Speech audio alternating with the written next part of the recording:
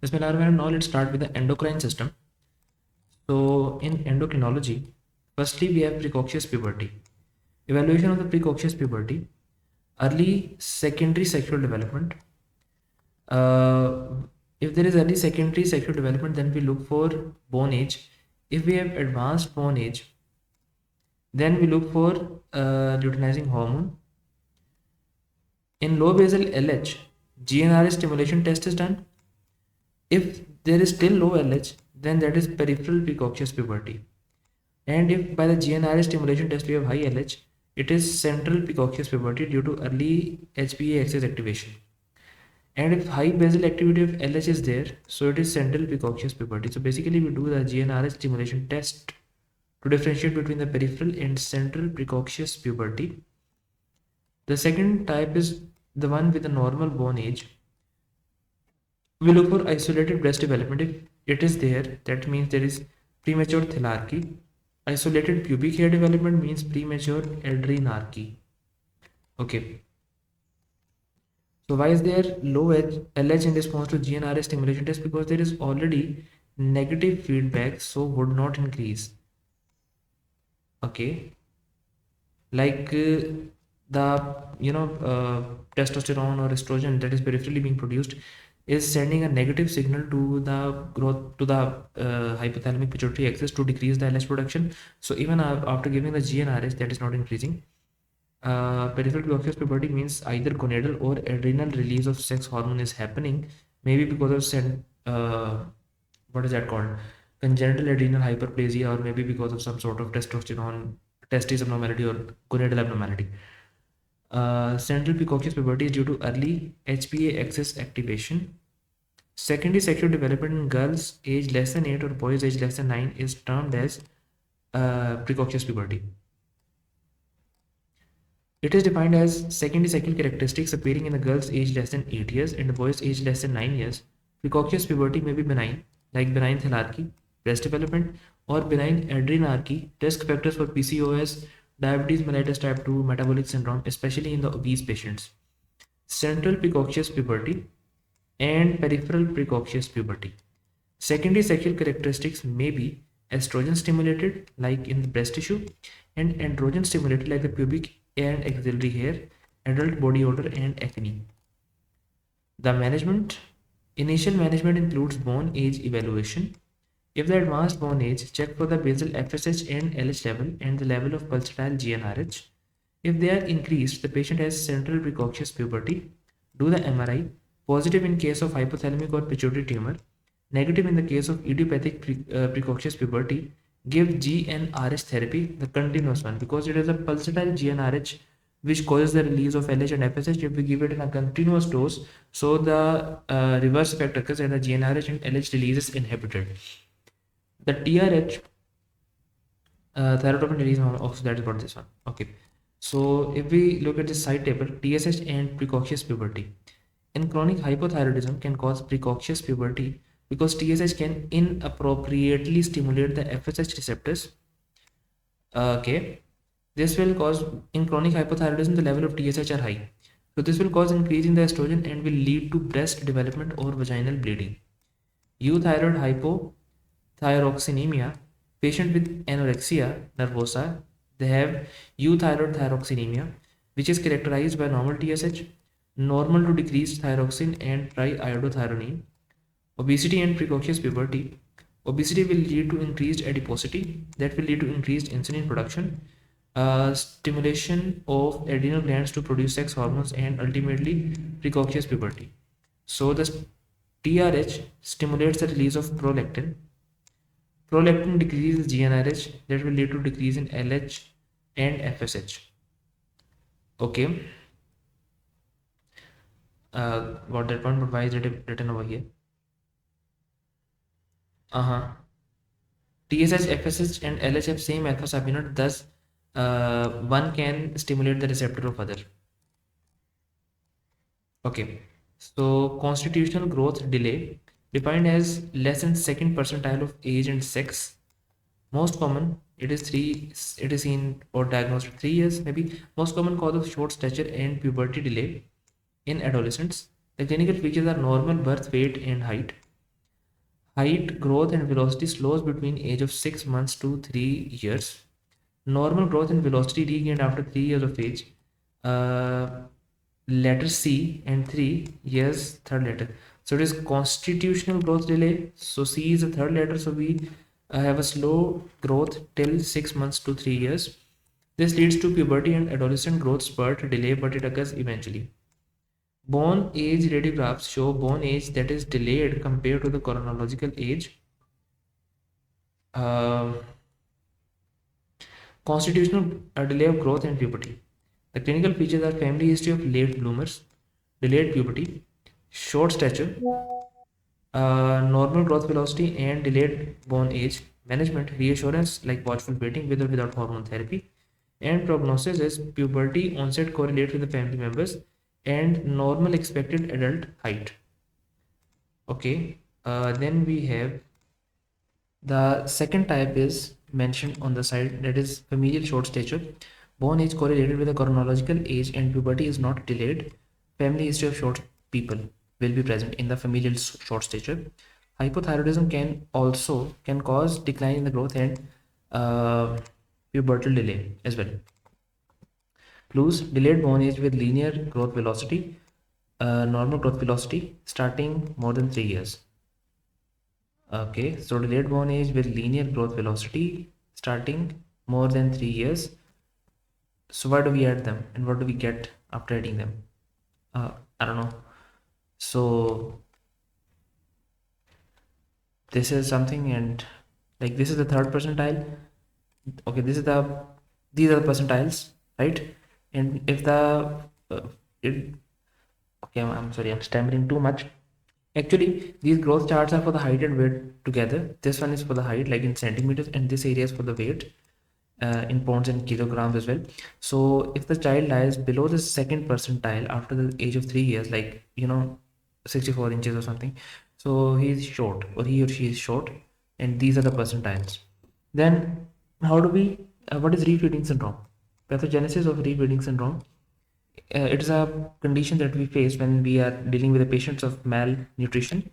So starvation, when that happens, patients goes into catabolic state, which means that there will be decreased insulin, increased glucagon, and increased cortisol, which means decreased ketone bodies used in the muscles, and increased ketone bodies will be used in the brain.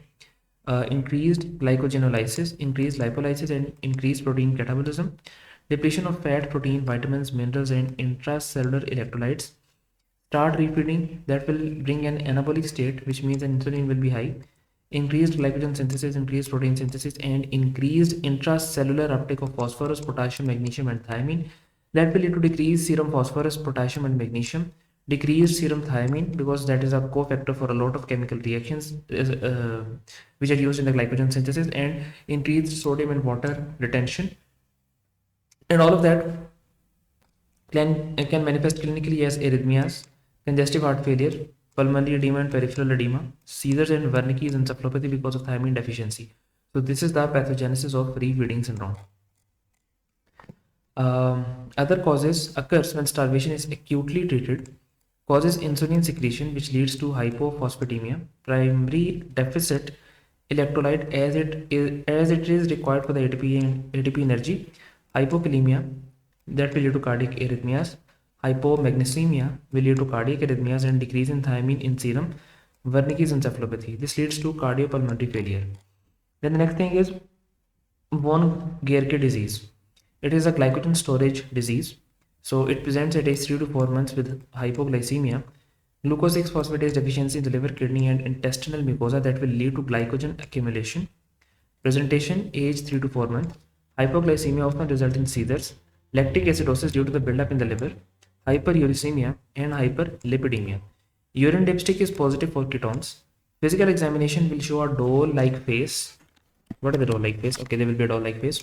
Rounded cheeks, thin extremities, short stature, and hepatomegaly like protuberant abdomen will be present. Then very von Gerke G6P deficiency. Poor Pompey, 1,4-glucosidase. I think they're trying to. There's an ill-fated attempt to make mnemonics which are just not Good. Okay, so very Von-Gerke G6P deficiency. Poor Pompe 1,4-glucosidase. Carbohydrate Cori debranching enzyme. Uh-huh. A16-glucosidase metabolism. Uh,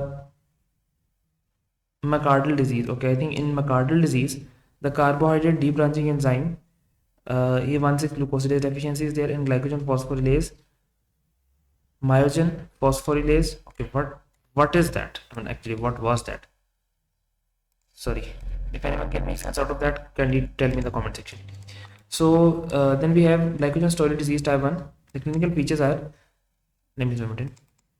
So it is G5D1A or GSD1B, short stature, delayed something puberty, liver and kidney enlargement, fasting hypoglycemia, hyperlipidemia, and hyperuricemia, chronic renal disease will be present, liver adenoma, and osteoporosis. GSD1B, neutropenia, neutrophil dysfunction, recurrent infection, and inflammatory bowel disease. Okay. Then there is a disease that we call the Gaucher disease. So the Gaucher disease is etiology autosomal recessive, increased prevalence in Ashkenazi Jews, glucose cerebrosidase deficiency, glucose cerebroside accumulation in the macrophages. Typical features are severe splenomegaly and hepatomegaly, anemia and thrombocytopenia, bony pain, and failure to thrive, and there will be a delayed puberty. Then management is done by the enzyme replacement. Okay, so the clinical features are bone marrow infiltration that will present as anemia and thrombocytopenia, hepatosplenomegaly. Splenomegaly is more prominent than the hepatomegaly, bony pain, failure to thrive, low weight and height, and delayed puberty. Then pediatric congenital hypothyroidism. Okay, clinical manifestation. Initially, the people are normal at birth, and symptoms develop after the maternal T4 veins, lethargy, enlarged fontanelle, protruding tongue, umbilical hernia, poor feeding, constipation, dry skin, and jaundice. Diagnosis is increased TSH and decreased T4 levels, and we do the newborn screening. Treatment is by levothyroxine. Then we have congenital hypothyroidism.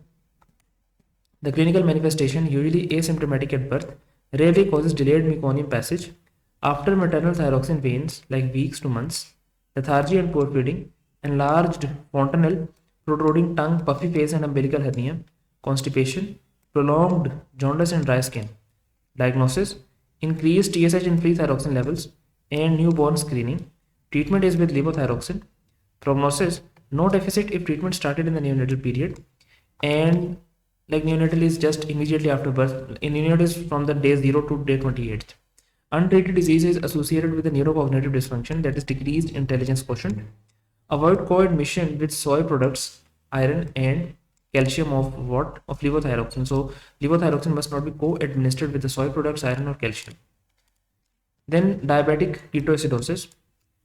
Diabetic ketoacidosis in children. The clinical features include polyuria and oxuria, polydipsia, polyphagia, vomiting and abdominal pain, weight loss, fatigue, Kussmaul respiration, deep, rapid breathing, and dehydration.